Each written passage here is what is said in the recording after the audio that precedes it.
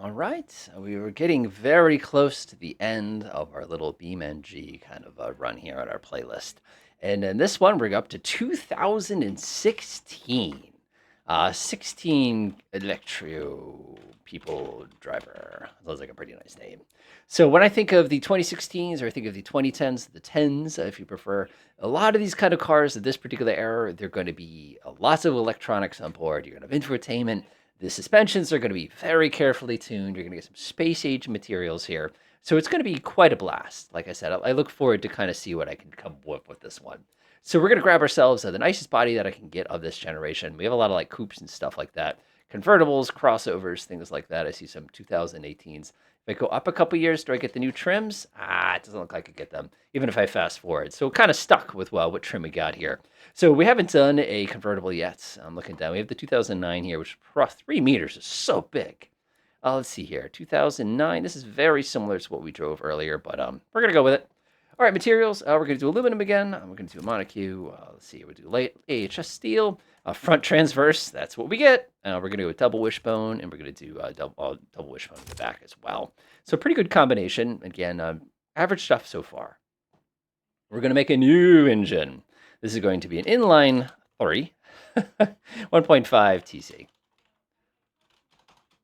Oh boy, here we go. So I'm going to grab an inline 3, and we're going to make it a fairly lightweight engine. I don't want to do anything too excessive here. I want VVT because I want to be able to take advantage of everything. This is a 1.5 liter engine. This is a tiny, tiny little thing here, and that's exactly what I want.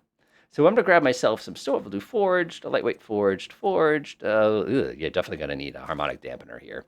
Go about 2.5 pounds, probably going to be enough. Perfect. Come over here. Compression is going to be a little lower. I think you know why. Cam profile, we're going to leave it at about 30. That's fine. Leave that alone. Hit those two. I have no idea where this needs to be. I'm just going to leave it alone for now. I'm going to up this a little bit. These tend to be kind of high revving engines. Turbocharger. Okay. Don't touch any of this. Just look at it and go, pretty, nice, pretty, move on. All right, we're going to do fuel injection. It's going to be direct injection. It's going to be bi-cylinder. We're also going to have a little bit of performance here. We're going to need that because of the, look at how complicated this engine gets. Holy smokes. This is all going to be the same. We're not going to be changing this or anything. This is going to give us some problems later, but we'll deal with it. We have plenty of choices. We have compact, we have mid. We'll go with that. We need a bypass. We don't need no stinking bypass. And then we end up with, oh boy. Oh boy, we have work to do. Let's see here. So that exhaust is decent. Let's see. Our header here needs to be a lot bigger to be able to accommodate all that silliness. It looks. Oh my gosh. Oh, we have so much work to do.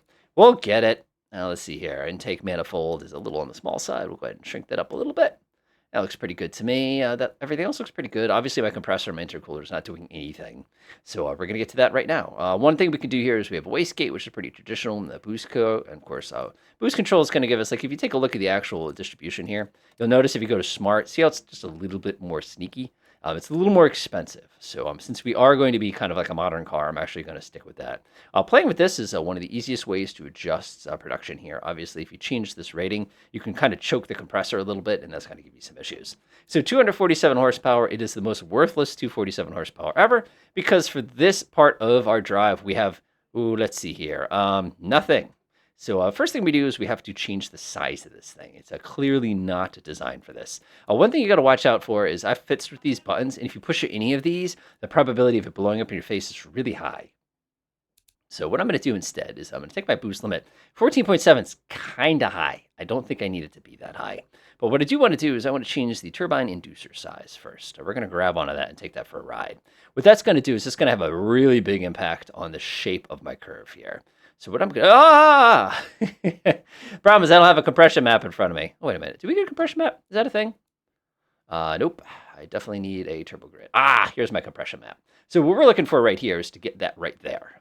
That's basically... I thought I saw the word magical for a second there when I was looking up here. And right now, it's unpleasant. It does not like us very much. So now with the exducer, this is the thing that sprays it. And you'll notice, as I crank this, do you see how this shift changes? So if I go like this, you see how we're like right in the center of the chart here? Now, if I change this one here, you're going to notice that my arrows will change with them. Again, we're going to shrink this a little bit. We haven't touched the AR ratio yet. Uh-oh, we got some cursplody. All right, looks pretty good to me. Again, we have to worry about temperatures and things. You can see the pressure. We have no pressure at the low side. Again, smaller turbos, quicker pressure. So the IR, the AR ratio, IR could be an amusing ratio too. If you take a look here, this is going to change the nature of our particular turbo here. One of the problems we're going to face with that, though, is you're going to get a lot of compressor surge. So we're going to have to actually play with this in order to get it. This is a very, very high one. I actually want this significantly lower. Look at that turbocharger.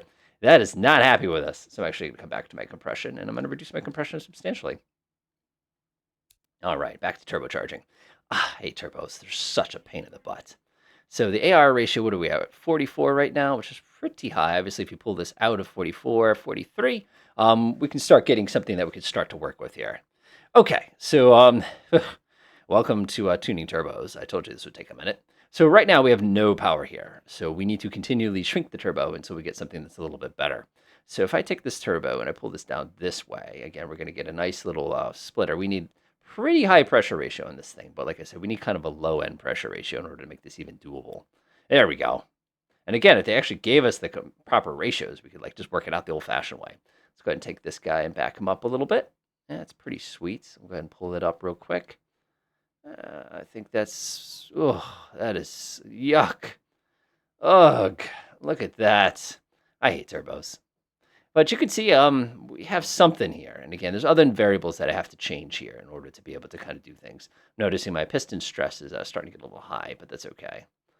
Let's see here. Intercooler, we probably want to shrink that down. We're going to have like a 200 and something horsepower intercooler here, so we don't need to go 2 nutters here. Yeah, I'll call it 300. That's fine. So what we have here is a very undrivable car. The reason it's undrivable is because of the fact that at idle RPM here, you can see we're producing a whopping 100 pound-feet of torque. Now, what some people like to do is they like to come back here and they say, well, obviously, you can just tweak this. You can take the crank profile and you can reduce it to the left. Yeah, you could do that. But what happens when you do that is if you actually come down here, you can see that we're up to 101. So we've improved it mildly. Next thing people try to do is go, oh, according to this, I can do more fuel efficiency and kind of affect my lifters and all those kind of things. Yeah, you could do that too. But again, that's going to be giving you all sorts of problems. Come back to this mode so you can kind of see that my valves are not doing so hot right now. My compressor's actually doing a pretty good job right now. So I'm actually kind of happy about that. Of course, we have our VVL. We could take the VVL out completely. And now what we've done is, since we don't have that variable valve, you can see we've basically murdered our performance there.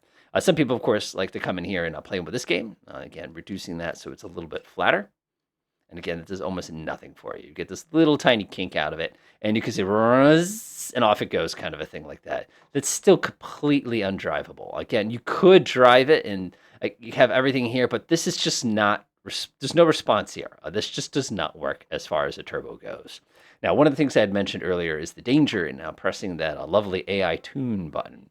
Turbo engines will temporarily not be tuned. See how it says that right there? But they do give you these handy dandy little boosts here. And one of the things people can do that actually works really well is if you come in here and you reduce the pressure limit on the turbo, what you can do is you can effectively flatten this so that what's happened here is we've essentially adjusted everything without causing a catastrophic explosion. Oh, compressor surge. And now we have a much, much flatter curve. But remember now that we're getting zero benefit from this. Like I said, at least 7 gives us a little bit of benefit from it. But, at that kind of thing, it's still got this weird little flat. We still have 182 horsepower, 1.5 engine here, but it's worthless. Now watch what happens if I press this button. Watch this.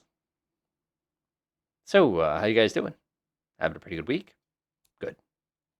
So, in case you were curious, I paused this there, and we're still going. This is 5 minutes so far, so my engineers are working hard. Keep in mind, real turbos are very challenging to engineer. And we're done. Awesome.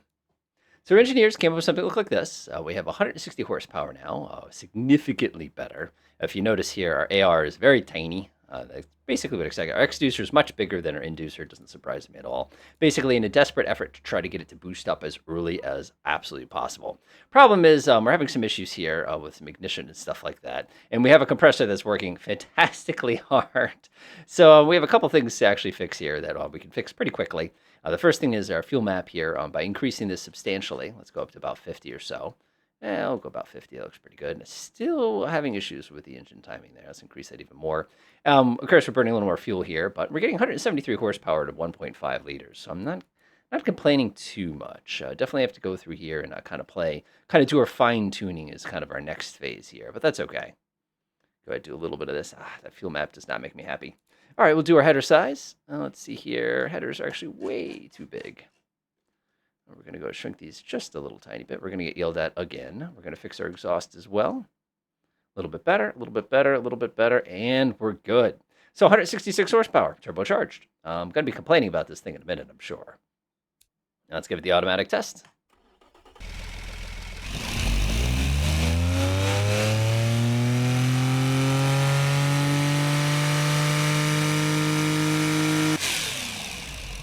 It's all right. It's all right. It's all right. All right, and now we move on to the next phase. We have our engine. It's okay.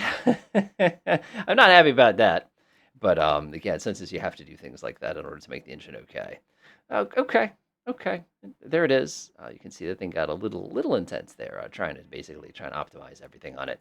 But turbochargers are just fun. All right, so now the next phase is, of course, getting this thing ready. We have a 2.8. Yeah, it looks pretty good right there.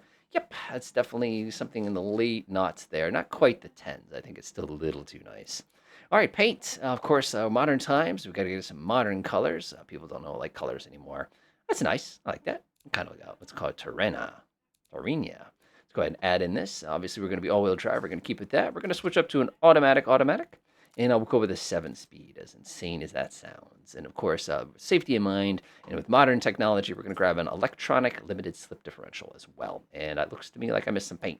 Let's see, we want the roof. We're going to grab the Terrena. And I think we have like a little piece of trim. Too bad I can't just hold my mouse over it, and it just like tells you exactly what you want, kind of a thing. Running gear, windows. That's going to be under this panel, isn't it? There it is. Let's grab that color again, paste that on there. Not bad. Not bad. I kind of like it. It's kind of like a BMW thing going on here. All right, fixtures. So we want to go back. What is old is new, and what is new is old. So we're going to have to go back to kind of our classic designs that we had back in the day. Grab something like this. Put one of those on there. I like that. Probably come up a little bit higher. Like I said, right there. Cool. Sweet. That'd be funny if it only gave us one on one side. Neat. So I'm going to go to my little signals now. Grab ourselves an indicator. We want something kind of modern looking here. Oh, that's fancy. None of these are that terribly exciting, but we'll kind of work with what we got here. There we go. Got ourselves our handy-dandy little indicator. Grab ourselves some tail lights. Oh, I kind of like this sort of like retro look here. I wonder if I can get away with something like that. I mean, it's not bad. I just don't like it. That's kind of the issue. Yeah, we'll do something like that. Give it like bug eyes kind of coming out the back, because why not? Ugly. Let's see here. Indicator's good. Grill. Of course, we got modern times. We got modern grills. We can do something all nice and spacey or something like that. I'm going to do something like this because it's nice and straightforward. I'm going to stretch that out. Oh, did I not center that? No, it's centered. Nice. Definitely does not look like a notable anymore. We will keep the sunroof from our previous editions. All right, that looks pretty good like that. So let's go ahead and do that. Looks pretty good. Oh, we're going to put a little spoiler on it. Ooh, scandalous. I mean, this is the knots. All right, this is the 10s. So put that guy in the back. I'm going to bring it back just a little bit. And it's going to be fun because I'm about to like make it big, and then I have to make it small, and I'm about to like push it in, and all this other kind of fun things like that. I push it there. I really just need to rotate it. It just needs. That's a pretty bad failure on my part, but I'm going to keep it anyway, because why not? 3D, we're going to leave those items alone. We already have an intercooler. I'm not going to stress about that. Let's grab this one, stick that in the back. Let's grab our handy-dandy handles. We'll get a nice modern handles where you have to tap this door itself to get the darn things to open. I've had my first encounters with those in real cars now, and it's cool. The new ones actually will flip out when you approach the car. It's different. So now what I'm going to do is I go grab myself a handy one of these. Myself. I'm going to put it right on the door like that. It's got a little signal built in. Oh, yeah. Nice. And this time I will not put on the little windshield wiper just because I don't want to be blind when I'm trying to drive my final version here. That's looking pretty good. I like that. Let's get our license plate here. Now, right there, I'm going to do our New York plate. We're going to adjust the skin here. I'll go ahead and automation. Nice. Looks good here. Looks good here. Let's grab our little letter N for notable, which is my notable car company. The notable car company since 1946 has been producing pieces of junk that I keep crashing into curbs. Let's go get some modern styling rims here. Oh, whoa. Kind of sick with those. Those are kind of nice. All right, modern times. So, of course, we have dual tip here. I'm going to go ahead and do one of these. Stick it right out the side there. Looks pretty solid to me. I like that. Miscellaneous fixtures, I'm not going to do it. I'm not going to do it. But what I am going to do is I'm actually going to show you how to stick in the export conditioner.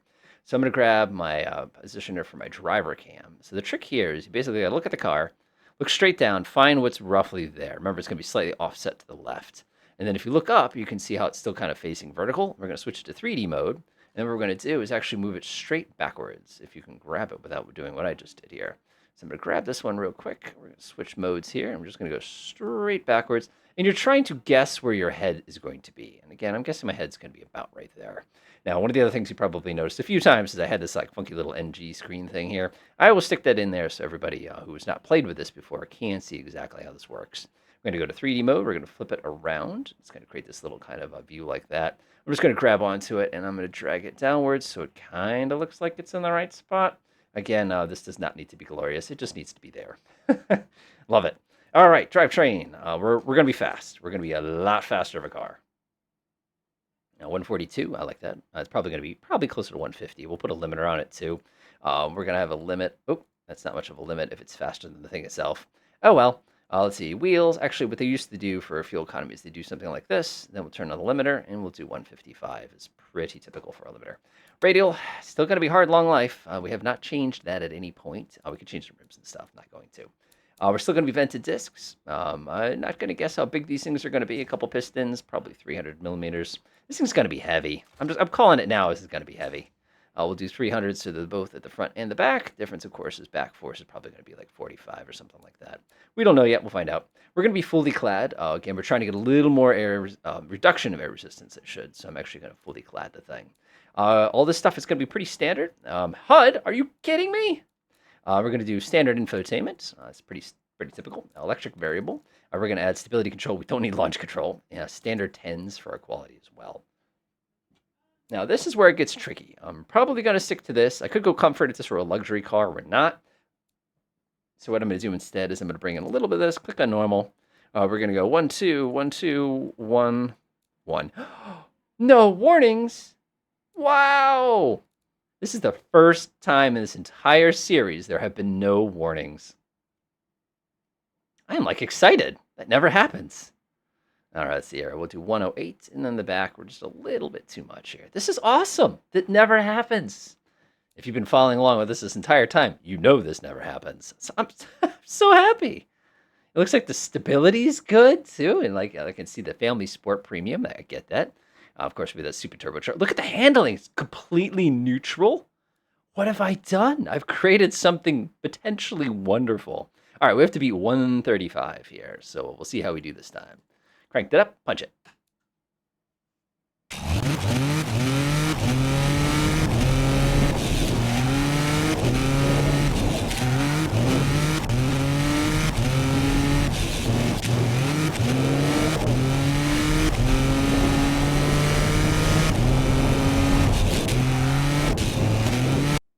All right.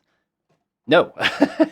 You know why we didn't break it? We've got heavier again. These cars have gotten progressively heavier and heavier and heavier each year. So we've done a nice job. This is a good car. Like, I have a feeling this will probably be one of the easiest ones to drive so far. It's got that bizarre turbocharger, which is going to be kind of amusing to play with. But I have a feeling it's going to actually be pretty cool. So let's go see how it is in BeamNG. Voila. Here it is. Nice. It definitely looks like something I'd see driven around. It's a little less angly than some of Modern's cars, like 2020 cars, kind of a thing like that. But I get the feeling it's going to be all right. We have sport mode. Ha-ha! Speaking of sport mode, I actually want to put it in sport mode for the purposes of my testing here. Let's go get this thing rolling here. Whoops, I put it in first gear. All right, let's do it. So what I expect this car to be is to be probably not the fastest. It is still a turbocharged car. And it actually has a little boost sign in the bottom left corner there, if you're curious, if you can look very carefully. So initial thoughts. It's very, not stiff. What's the word I want to use? Oh my gosh. I'm trying to think of the initial handling here. It's very light. Like, the handling is, it kind of reminds me of, like, if you remember back in the late 90s, you had, like, the Mazda RX-7. If you know how that thing steers, that's exactly what this feels like. It has that, like, this natural tendency, this kind of kind of not so chaotic on the road here. All right, so my fuel consumption right now is 32 miles per gallon, 40, 50, 65 miles per gallon, 67 miles per gallon. Aha! 67 miles per gallon. So it's the best thing we've ever built for highway driving. Honestly, I think the reality here is that they just never... Actually, if we put this in drive mode, what it will actually do is it'll shift down, or shift up rather. I said that last time too. And look at that. We're getting 67 miles a gallon. This thing is fantastically efficient, which is what I expected. All right, let's get going. All right, so we don't have as much pickup as some of the previous generations. I mean, the previous generations, we easily got up to 100 miles an hour at this point. But I'm really, really appreciating the touchiness of this. Like, for whatever reason, when I used to play the old Need for Speed, yes, that Need for Speed, and going back to later ones, you know, the pursuit ones with like the police chases and stuff, really, really fun times. I would always customize the handling of my cars because I drove with the mouse, or not the mouse, I drove with the keyboard basically forever. Yes, I do have a nice fancy force feedback wheel and everything like that, but oh man, that's sweet. That is sweet. But the reality is I did everything with keyboards, so I have very sensitive tastes when it comes to operating, you know, virtual automobiles here. Just kind of comes to my territory. Okay, this thing is so refined. Like, not refined, it's not smooth, but it's sensitive in a good way. And it lacks that kind of get up and go that some of the other cars that we've driven have. But it makes up for it in the fact that it goes where you tell it, and it does it when you ask it.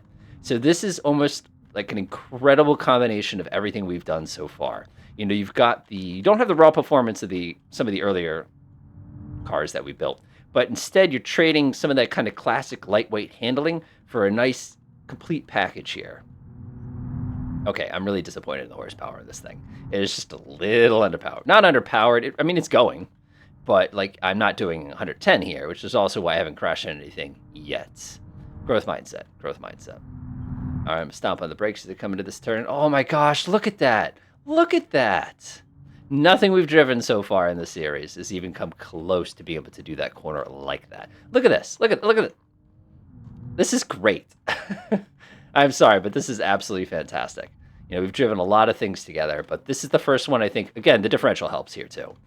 It's so together. It's controlled, it's direct, it goes where you point it, like, yeah, it's a little underpowered, I'll give you that. But the brakes are good, the suspension's harmonized, it has a good amount of touchiness without being, like, excessive like some are. I don't know, I kind of like it. I really like this. I should develop this one out some more. Now, some of you are probably curious, you know, for those of you who followed along so far, and hopefully you've enjoyed the journey. One of the things that I've always said is, ah!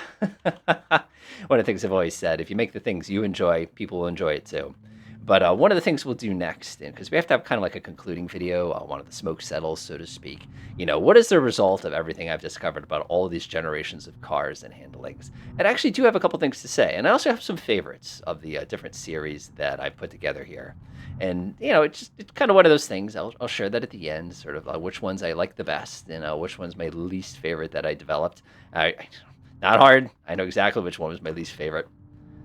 And it's been such a journey. You know, I've learned a lot about the way technology has changed. I've gotten a little better at working with automation. Usually when I do automation, I make, you know, these really luxury premium cars. I never make stuff that's a little bit more... You're sitting here going, down to earth? Really? It's down to earth, all right? It's only 175 horsepower. It's down to earth. But it's nice to take back and do these things like that. I have some very, very absurd cars that I built, you know, 3,000 horsepower, you know, vehicles that only weigh 1,000 pounds, you know, like Le Mans prototypes and stuff like that. And they're fun to drive, but you can't take them on this road. But they're also, like, pointless. I know that sounds dumb. You know, give me something that I could actually sit inside and drive around someday. This is so nice. This reminds me of a early 2000s, early knots BMW. Like an M5. It's got kind of it does not have the weight of an M5, but it definitely has, or like any of the 5 Series really. But it has that togetherness with a little bit of that twitchiness. I call it the German twitch. It does not have the power though. That's the one thing it desperately needs more of. Cannot get this thing out of, hang on a second. Let me shut that off. Oh, much better. Yes, that also means I don't have stability control. Oh well.